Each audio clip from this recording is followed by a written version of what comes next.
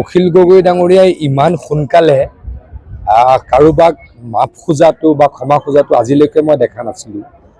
হয়, ডেফিনেটলি তেখেতে বিজেপিৰ ব্যক্তিসকলকে কাফেৰ বুলি কৈছিলে। বিজেপিৰ ব্যক্তিসকল আমাৰ কাৰণেতো আপোন, কিন্তু তথাপিতো কৈছোঁ, যিহেতু অখিল গগৈ ডাঙৰীয়াৰ ট্ৰেক ৰেকৰ্ডত কাৰোবাক ক্ষমা খোজা ইমান সোনকালে আগতে কেতিয়াও হোৱা নাছিলে। অখিল গগৈ ডাঙৰীয়াই এনেকৈয়ে আনকি কৈছিলে যে কামাখ্যা মন্দিৰ কিয় যাব লাগে, আমিতো কামাখ্যা মন্দিৰ নাযাওঁ। তেতিয়াতো অখিল গগৈ ডাঙৰীয়াই ক্ষমা খোজাটো আমি দেখা নাপালোঁ। মানে হিন্দু ধৰ্মৰ মানুহক যদি ক'ৰবাত কেতিয়াবা বেয়া ব্যৱহাৰো কৰিছে বা বেয়াকৈও কৈছে, তেওঁ তাৎক্ষণিকভাৱে বা কেতিয়াও ক্ষমা খোজা আমাৰ পৰিলক্ষিত হোৱা নাই। কিন্তু বিজেপিৰ মুছলমান কাৰ্যকৰ্তাসকলক গালি পাৰি 2 ঘণ্টা 3 ঘণ্টাৰ ভিতৰতে ক্ষমা খোজাটো তেওঁহে জানিব তাৰ অন্তৰ্নিহিত উদ্দেশ্য। মই ভিডিঅ'টো দেখিছোঁ, ৰাতি 1:15 তেওঁ ভিডিঅ' কৰিছে বা ফেচবুক লাইভ কৰিছে।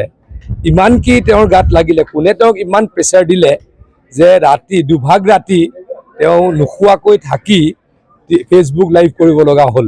ৰাতিপুৱাও কৰিব পাৰিলে হয়, আজি ৰাতিপুৱাও কৰিব পাৰিলে হয়। মানে তেখেতক চাগৈ তেখেতৰ সতীৰ্থসকলে ক'লে যে এইটোৰ পৰা মুছলমান ভোট আপুনি এটাও নাপাব।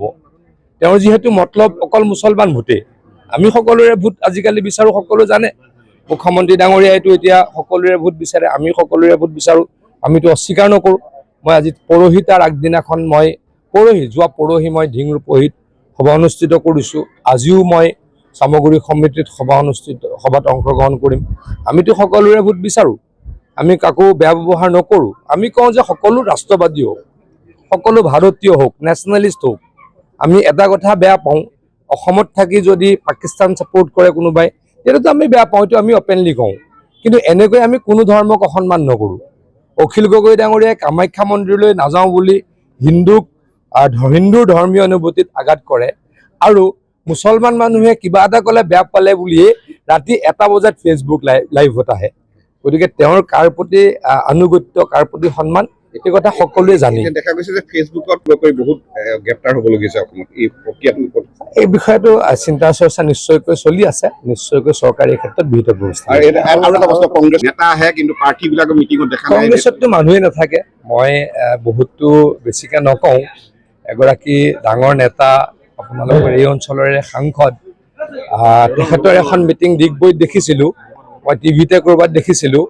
সভাখনত 20 জন মানুহ আৰু ডাইচত 20 জন মানুহ, আৰু 20-25খন চকী খালী আছিল।